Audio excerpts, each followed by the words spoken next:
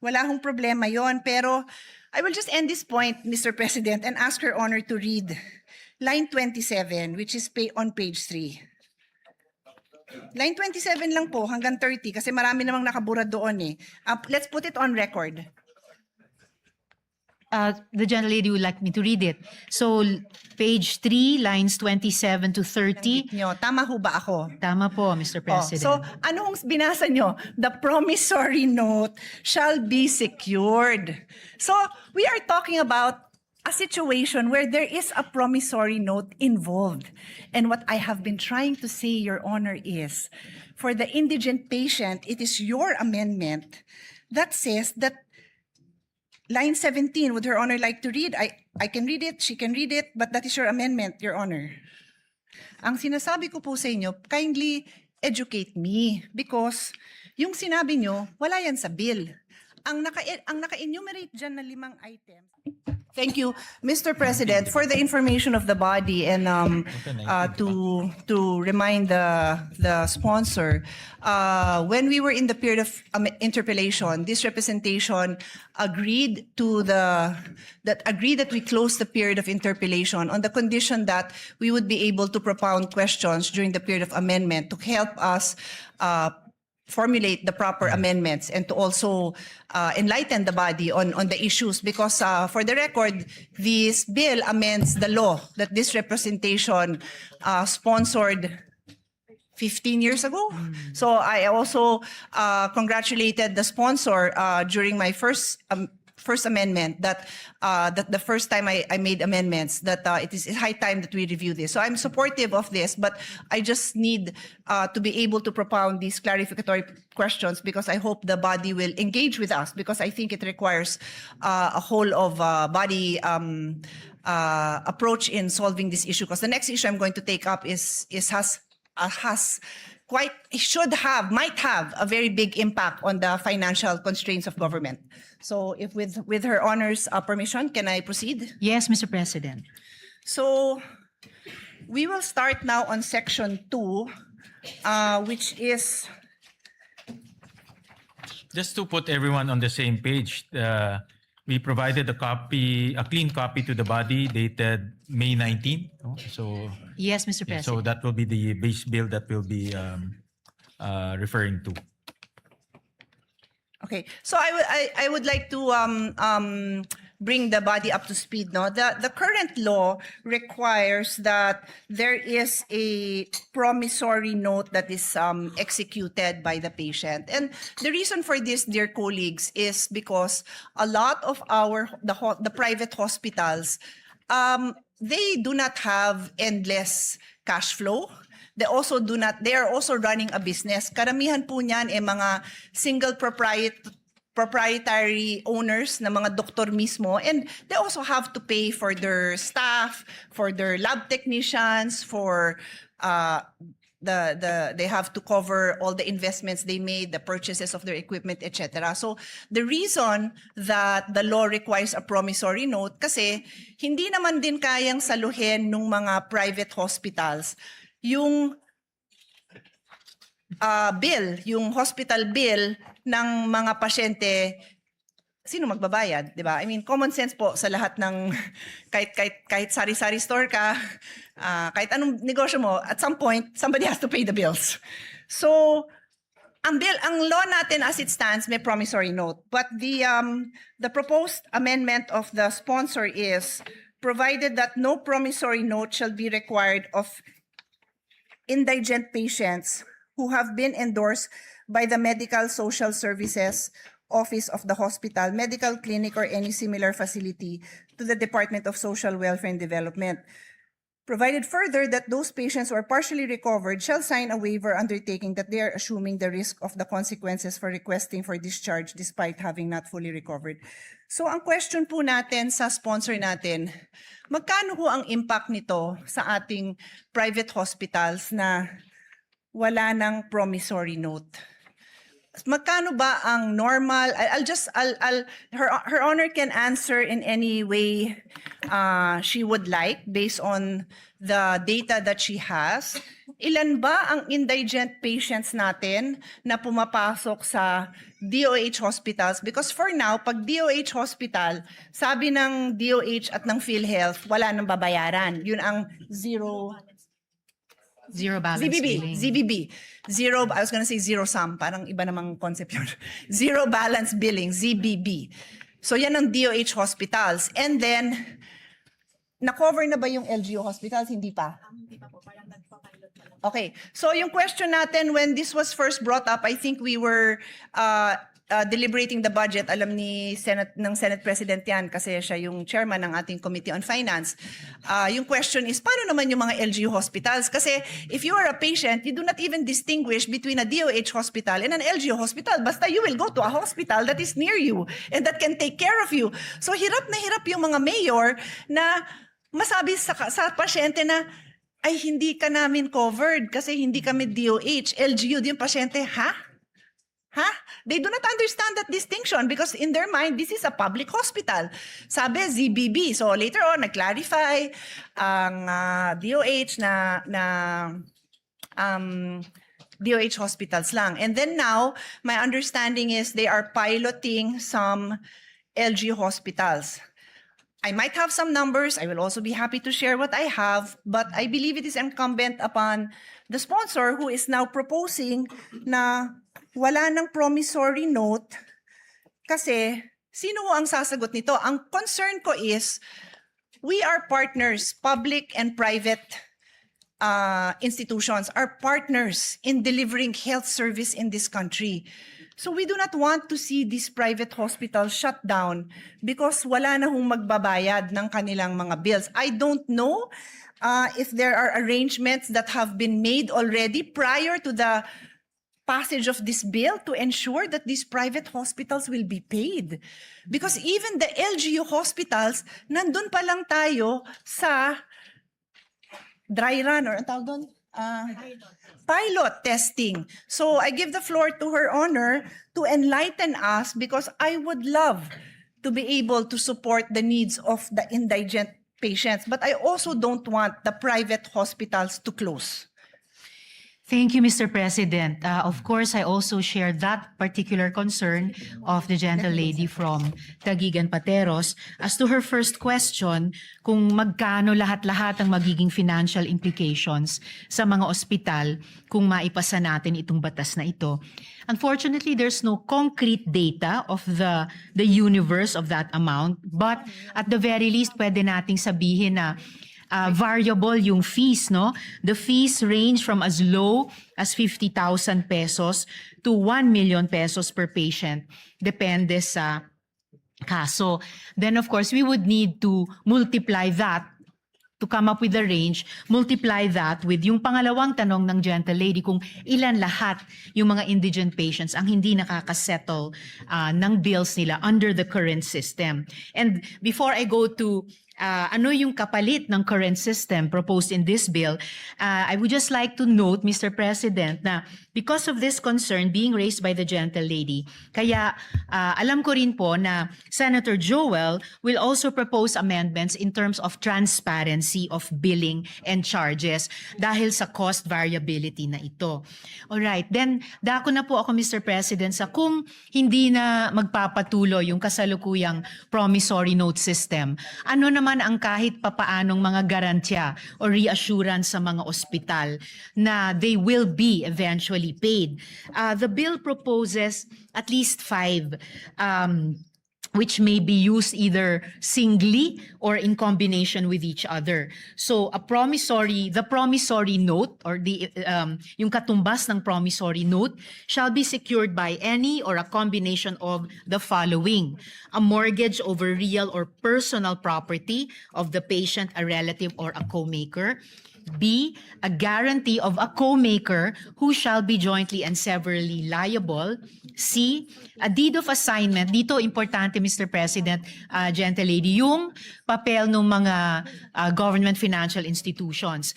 A deed of assignment of the loan proceeds or benefits entitlement from the Social Security system or the government service insurance system in case the patient is an active member thereof. D, a guarantee letter from the Philippine Charity Sweepstakes Office, and in the case nga po of indigent and financially incapacitated patients, a guarantee letter from the Department of Social Welfare and Development or the Department of Health. So, at least in the interim, Mr. President, between when dapat ma-discharge na yung indigent patient kahit may balanse pa siya sa bill and the time na mako-compensate nga yung ospital, ito po yung nakitang mga kapalit na mala promissory note o garansya para sa kanila, Mr. President. Mr. President, perhaps the sponsor can enlighten me because, with all due respect, yung binasa niyo po is Section 2, which states the promissory note shall be secured by any or a combination of the following. Yun ang binasa nyo. So this is, the promissory note will be secured by these items, yung inisa-isa nyo. What you told me is yung, ito yung mga kapalit ng promissory note. Hindi ho yan ang nakasulat sa bill ninyo, Mr. President.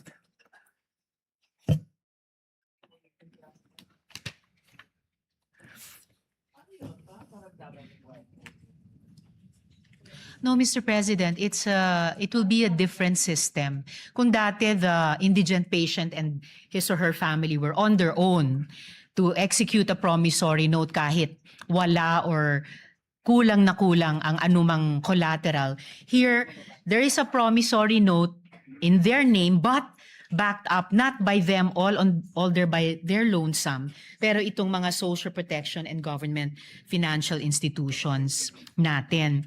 And without leaving this topic, if the gentle lady wishes to pursue it, just relating to an earlier question of hers, in terms of proxy data, yung tinatanong po nila na magkanong magiging cost implications, lalo na sa mga private hospitals, kung maipasa yung batas na ito. So babalikan, If- sorry, just so for clarity lang, Yes. binabalikan niyo yung unang question ko kasi yung question natin ngayon is your response to me. Yes. So which one first? Oh, Because sabi hindi pa ko po, tayo- Mr. President, na without leaving this topic, just para hindi So, ko balikan natin malimutan. yung sa numbers. Yes, Okay, I just sure. want to add Okay. yung sagot ko kanina dun sa isa sa mga naunang tanong ng gentle lady na to use proxy data, if private hospitals are claiming 7 to 10 billion pesos from PhilHealth, then at least for purposes of discussion, we could assume around that amount yung implication sa kanila kapag maipasa itong batas. So that 7B to 10B worth of payments due sa kanila ay ipasasalo natin sa ganitong bagong sistema. And then, again, mindful of the... Can I comment on that one? Yes, Kasi Mr. otherwise, either I'll comment on this now or ililista ko lang kasi It's all right, Mr. President. sige. So The gentle lady may her proceed. honor's theory is that based on the claim of private hospitals to PhilHealth, and her honor said it is 7 to 10 billion, yan yung ina-assume ng ating sponsor na amount that is needed to cover indigent patients. Yes, Mr. President. Saan ho nanggaling yung figure na yon? From PhilHealth, Mr. President, with this What is the exact line item for that? Because I've sponsored the budget of PhilHealth and maraming hinihingi ang PhilHealth. So hindi ko kayang tanggapin na yan necessarily ang pang-indigent because the record also shows napakaraming indigent patients who don't bother going to the hospital because alam nilang wala silang pangbayad. So this is probably the bill for lower middle class or middle class patients who cannot even cover the bill. Hindi pa yata ito yung sa indigent. So we have to be clear if we are going to mention numbers that this definitely covers the sector that we are referring to. Yun lang naman yung reason kung bakit nagtatanong ako ng numbers kasi nakakatakot magpasa ng batas na to at batas ko to at gusto ko naman talaga siyang pagandahin na hindi tayo clear sa figures natin, Mr. President. Yes, Mr. President. I'm just pulling up the disaggregated data for which we came up with this proxy data of a range of 7 to 10 billion pesos. And I will be giving that to the gentlelady during this interpellation or this period of amendments. Additionally, Mr. President, before returning to the latest concern of the gentlelady, mindful of the apprehensions and reservations raised by the good senator from Taguigan Pateros regarding the possible cost implications to government, the sponsor wishes to place on record that the provision is anchored on the availability of medical assistance programs of various government agencies as provided under this bill na binanggit ko nga, Mr. President, as well as, of course, the continued implementation of the government's zero balance and no balance billing policies. And in line with this, the sponsor is likewise inclined to accept the proposed amendment of the good senator from Taguig when she proposes it, requiring the Department of Health to establish the criteria for indigency and the requirements necessary to qualify for the said exemption at a later time, Mr. President.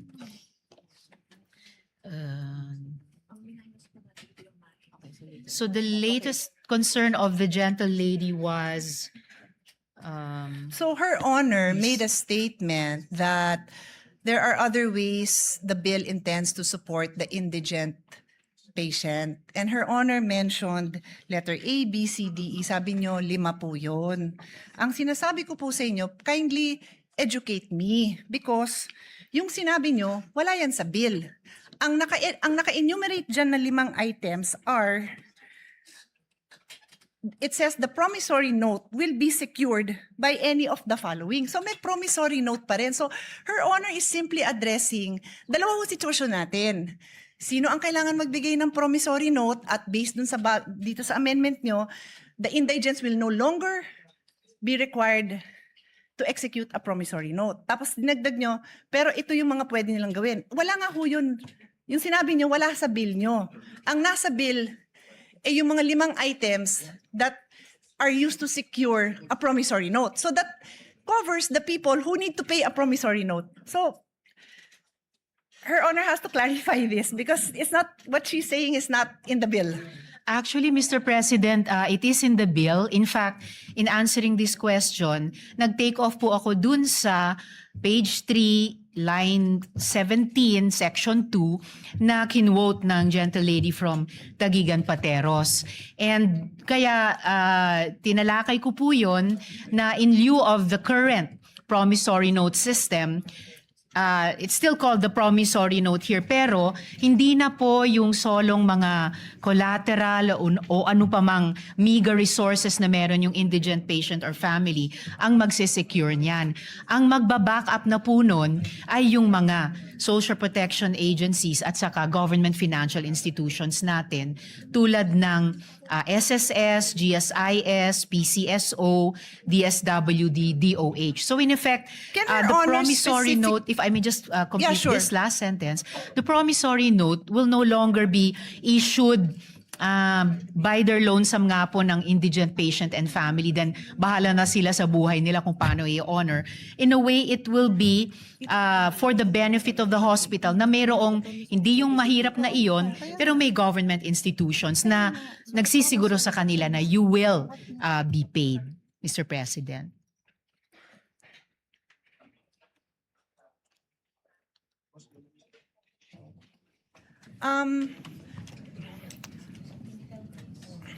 Should we suspend? Because what Her Honor is saying is not written in the bill. So I don't know if We Her may Honor suspend, would Mr. President, like but- me to approach and try to explain because I understand what Her Honor is trying to say. What I'm saying is it's not written in the bill. Mr. You President, can we ask may your suspend. staff because it's not written in the bill. We may suspend, Mr. President, but it is actually written in the bill, and I was Kindly read quoting it. the gentlelady Kindly read it when I into the responded to her record. question. Then read it into the record because yung binanggit niyong 5 items, nandyan nakasulat yan. But line 27, section 2, line 27 says, the promissory note shall be secured by any or a combination of the following. Yun nga kung binanggit nyo, nandyan yan. But it says a promissory note will be secured. My question was, paano mabubuhay ang mga ospital kung wala ng promissory note? Hindi nyo pwedeng ibato ito kasi ito sabi, the promissory note will be secured by the following. Perhaps Your Honor would like to make an amendment that says that in lieu of the promissory note, kasi yun ho ang sinasabi ninyo. Ang sinasabi ko, hindi nga ho nakasulat. So would you like to propose? Because we are happy to study and support. But hindi nga ho nakasulat yun. Yun lang naman ang puntos ko. Hindi pwede kasi yung intention natin hindi klaro sa batas. Well, that's why I'm glad, Mr. President, that we are in the period of amendments because this representation is very open to proposed amendments, including subject to style, to not just improve the content of the bill, pero klaruhin ang crystal clear kung ano po yung intent niya. So no problem with that, Mr. President. Yes, and that is what I'm doing by using the period of amendment to make the interpellations. I am making it known to the sponsor that what she is saying is not in the bill. So I believe if yun po ang intention ng sponsor, then kayo po ang isulat niyo po yun kasi kayo ang nagsabing yun yung gusto niyong gawin eh. Di kayo po ang magsulat nun and we will be happy to review it kasi hindi ko po amendment yun. Ako yung nagtatanong kung ano ang gagawin ng ospital kung wala siyang promissory note. So sabi niyo ito. So tinatanong ko saan nakasulat yun? No problem, Mr. President. We can improve this in this very period of amendments. Thank you. Tapos balikan ho natin yung expenses, no? I can suspend and Her Honor can look at her numbers because I will also be presenting numbers. Her Honor also mentioned 50K to 1 million per patient.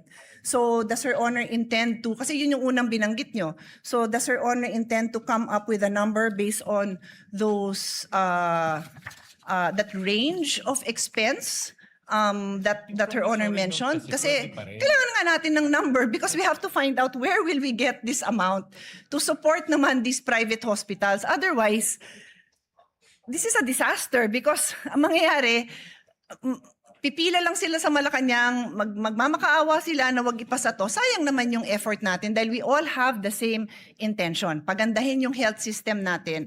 Wag ma-detain ang mga tao, masuportahan ng mga indigents, but we have to know our numbers before we make this kind of amendments. And one more on that section, so maybe we can take a break so we can work on this section. Before we go on to the one more point of the gentle lady, Mr. President, definitely this is not going to turn out to be a disaster. The whole point of the bill, as the gentle lady herself has said, is to amend and update the original law. And that is why we are in the period of amendment to further improve it, Mr. President. The only reason I use the word disaster, Mr. President, because time and again, the small private hospitals have practically kneeled down in front of us, begging us for support. So pag pinasa natin to, hindi dahil sa hindi natin kinonsider yung burden sa kanila, then disaster yun para sa kanila. At kung disaster yun para sa kanila, disaster yun sa healthcare system natin because we are partners. Yun lang naman ang sa akin. We are partners, public and private. May mga lugar, and again, the Senate President is listening intently. Thank you because alam nyo din to. There are areas where there are no public hospitals. So, private hospital yung inaasahan mo doon. Tapos, kung yung mga indigent patients, sabi natin, magpapasa tayo, wala nang promissory note. At again, forgive me kung hindi ko lang naiintindihan. Kaya nga sabi ko, please feel free to point it out and educate me kung saan dyan nakalagay. Ano ba yung in lieu of the promissory note na matatanggap ng ospital? Kasi, kung wala, mababaon sila sa utang, magsasara sila. And that threat has happened many times. Alam ni Senate President yan. Ilang beses yan hindi lang nag-threaten. Some of them really closed. During the pandemic, they closed because PhilHealth was not fast enough to reimburse them for the expenses that they incurred during the time. Marami hong nagsara. So I'm just banking on experience to ensure that what we pass is a responsible response to this issue. So before I leave section 2, ang idadagdag ko is, did Her Honor take up during the hearings this possible amendment na lahat ng indigent patients wala ng promissory note? Na-take up ho ba yan sa hearing so that you would be able to hear the concerns of the different sectors, including the small private hospitals, the small clinic owners, yung mga lying-in clinic. Maliit lang ang singil niya na pag nanganak ha, I'll try to pull out that number. It's not a huge amount because it's just a lying in clinic, overnight, pag nanganak. So pag indigent, the amendment now is lahat ng indigent patients wala nang babayaran. Wala nang promissory note. Sorry, to be clear, wala nang promissory note. So, was this taken up during the hearing so that marinig natin yung side nila? No, Mr. President, it wasn't taken up to have no promissory notes. The change, Mr. President, was that, as I mentioned earlier, hindi na po mag-isang mag-i-issue ng promissory note ang mahirap kahit sapilitang magkakabit siya ng kakarampot na nga na pagmamayari niya bilang di umanong collateral. Ang magbaback up na po ng promissory note, which is now more a document for the benefit of the hospital, ay ito nga pong mga social protection at saka government financial institutions na binanggit ko po kanina. So, ang ibig niyo, Mr. so two President. things I want to establish. Number one, hindi niyo nga na-take up yan. Pero ang impact nito napakalaki sa private hospitals. Wala silang chance na marinig ang side nila kasi hindi yan na-take up during the hearing. Ang sa akin naman po, I understand, no? May liberty naman po tayo mga parliamentarians na ma-take up sa floor ang mga iba-ibang amendment. Naintindihan ko naman po yun. Pero pag napakabigat nung impact, it's either na-take up yan sa hearing or bibigyan natin sila ng time na mabigay din nila yung posisyon nila dito. Kasi sobrang laki talaga ng impact sa kanila. Please give me the number of private hospitals. 864 private hospitals. There are 864 private hospitals spread out all over the country. And like I said, there are certain areas where there are no public hospitals. So ang tatakbuhan lang ng tao, private hospitals. So kung hindi sila narinig sa hearing, sana man lang marinig din natin yung position nila on this issue. And before, as I said, I leave section 2. Your Honor If keeps... the gentle lady would allow, Of before we course. move to another No, I'm not leaving yet. point. I have another point on section 2. If I may just respond to this latest point. I did not say po na hindi inimbita ang mga private hospitals. We did invite them to the hearing, and as far as we can remember, they had no opposition to changing the promissory note system, and in large part changing it by backing it up, hindi sa collateral ng mga mahihirap na, kundi yung guarantee at financial capacity ng mga government financial institutions at saka social protection agencies. Ang sinabi ko pong hindi ay hindi natalakay ang isang no promissory note system. But did we invite the private hospitals? We did po, Mr. President. Yes, thank you for clarifying that. Maganda namang clarification yon kasi magandang napapakita naman natin na naimbita naman. Pero yung topic na yan, hindi na pag-usapan. And if Her Honor, again, may clarify, ano ho ba yung version ng bill na natalakay doon? Yung no promissory note sa indigent patient, sabi ng ating sponsor, hindi natalakay. How about yung no promissory note to senior indigent patients? Natalakay yata yon. Tama ho ba ako? Yes, Mr. President, tinalakay po para Okay. sa senior citizens. So ang pagkakaintindi po natin, and again, correct me if my understanding is wrong, ang na-bring up at ang alam ng mga nag-attend ng hearing is that i-consider yung no promissory note sa senior indigent patient. Kaya lang, pagdating na sa committee report, naging indigent patients lahat na. Kaya nga pati yung example ko na maternity lying in clinic, kasama na rin po dyan. Ang laki rin ho ng tama nila. When I said 800 plus hospitals,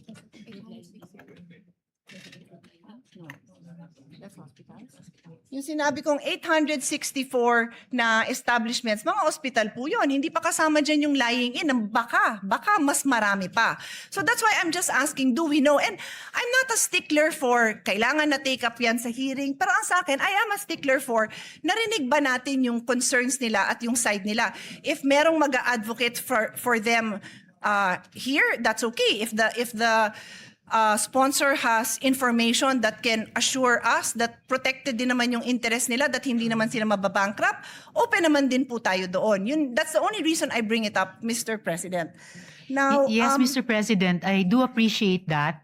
And kaya nga po, the bill, gusto niyang i-bring in yung financial power at stability ng mga government financial institutions natin, including nga po the pension institutions and the social protection departments. Additionally, Mr. President, looking at page 4, lines 14 to 17, yun po yung letter E dito po sa section 2 natin, assumed po doon yung coverage for the indigent and the financially incapacitated. Kasi nga po nakalagay dito, in lieu of a promissory note, a guarantee or a reference letter from DOH or DSWD ang mag-assume. So, as the gentlelady and I were starting to discuss earlier, we can, in this period of amendments, clarify the wordings to assume that promissory equals guarantee. So, a promissory note is a guarantee note of these agencies and institutions of government. So, sa ngayon, no promissory note for senior citizens, but this representation is anticipating or it has an amendment from the Senate President na ang mako-cover all indigent patients. And I'm very willing to, I support that.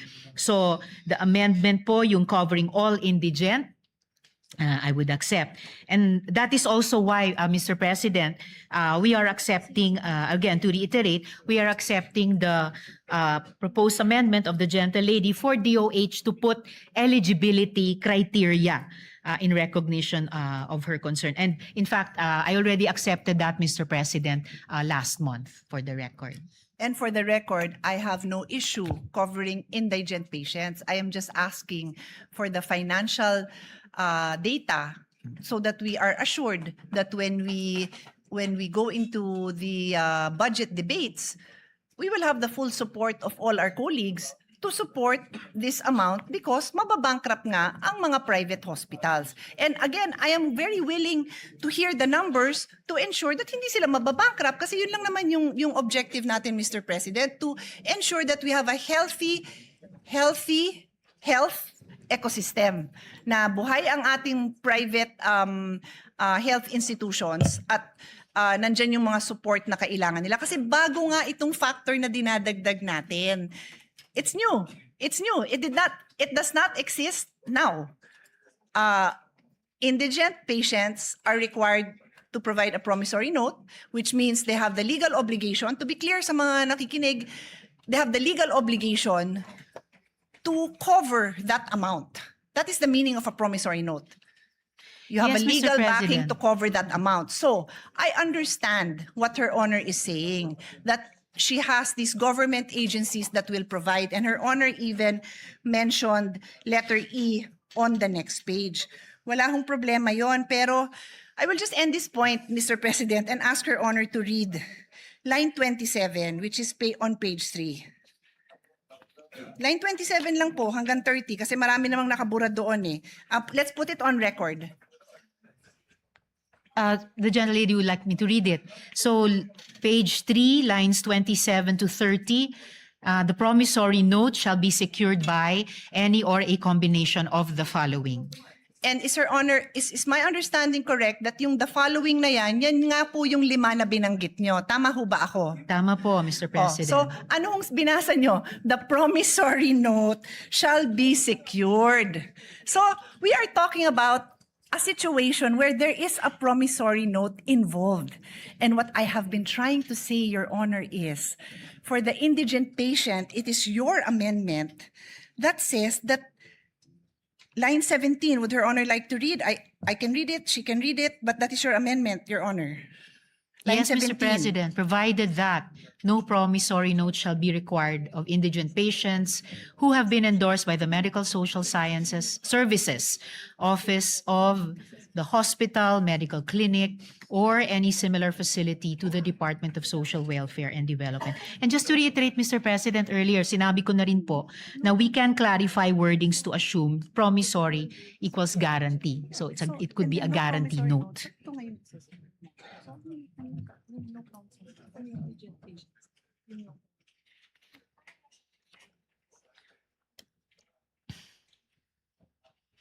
Saka wala rin naman pong changes sa Yes. Mr. President, assuming no sa budget allocation dahil nasa loob naman ng DOH at DSWD budgets, yung MAIFIP at AIX, respectively nila, yun po yung intent din sa bill na to. Mr. President, Your Honor just read line 17, no promissory note shall be required of indigent patients. So paano sila mag-a-avail nung nasa line 27 nga na binasa nyo? Yun nga yung provision that requires a promissory note. It simply elaborates what can be, what security is allowed. Yun lang ang pinopoint out natin. Kasi Her Honor keeps on pointing to the alternatives to a promissory note. Wala nga hong nakasulat sa batas nyo na ganon because Section 27, which you just read, Her Honor just read into the record, refers to the security of a promissory note. That's So why, you Mr. might require President, another provision, Your Honor. I am just trying to put into words your intentions kasi kayo ho ang may intention na ito eh. although, Mr. President, as I already mentioned earlier, yung in terms of yung wording, yung language ng bill, pwede na nga pong palitan yung promissory note with guarantee note just to indicate nga na hindi na po ito yung kasalukuyan, hindi nga dating kasalukuyang sistema na sapilitang pinapapirma yung mahirap na pasyente o pamilya niya ng promissory note. Kahit halos wala siyang maidikit na collateral dyan. So if it makes it clearer, change promissory note to guarantee note. And of course, kung saan sa bill nag-a-appear yung salitang promissory, papalitan din ng salitang guarantee note. Ang importanteng pagbabago, Mr. President, ay pinapasok na po natin yung financial backing nitong mga pension systems at nitong mga government agencies, nitong mga government financial institutions, na ito yung magsaspare dun sa mahirap na pasyente at pamilya niya na sapilitang magpirma ng promissory note. Ito rin yung assurance sa ospital, pati yung mga private hospitals na definitely mababayaran sila. Kung tama po yung estimation po namin na 7 to 10 billion pesos ang financial implication, particularly sa mga private hospitals. Certainly, pag sinuma natin yung financial might nitong nakalista sa 5 letters dito, kakayanin po nilang garantiyahan yan. And yan ang assurance na mababayaran ang mga ospital sa mga serbisyong ibinibigay nila sa mga indigents, Mr. President. With the kind permission of Senator Pia, the way I understand it, dalawa po yung categories, may indigent and non-indigent.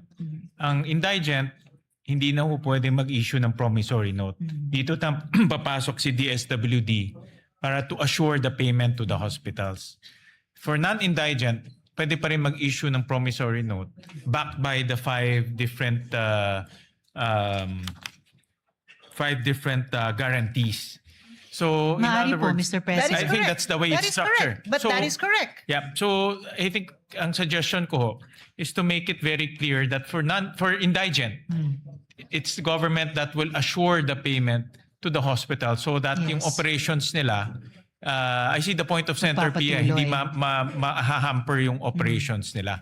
I think that should be stated clear in the bill. Para kung ako man si hospital, walang promissory note, si government na will step in and pay for my arrears. Yes, Mr. President, and will do to make it clearer.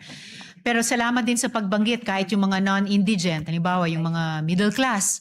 Minsan kahit middle class po ay maaring kapusin. So this could be like a range of financial buffer para sa mga pasyente. Yung mga indigent talaga, at least masasandigan nila itong mga institusyon, and yung non-indigent, if necessary at kung magkakwalipika sa mga criteria, maaring mag-avail of din kahit partially. Pero syempre, alam naman po natin ang pinakamadalas na de-detain dahil may bill or may balanse pa sa bill ay yung mga mahihirap. So sila po yung aasahan sana natin dito sa 5 nakalista. Yeah, well, I suggest for the indigent, good sponsor, malista natin yung DSWD, DOH, PhilHealth, even PCSO, yung mga government institutions who provide assistance so that kung ako yung hospital, alam ko, assured din ako na mababayaran din ako. Yun ang,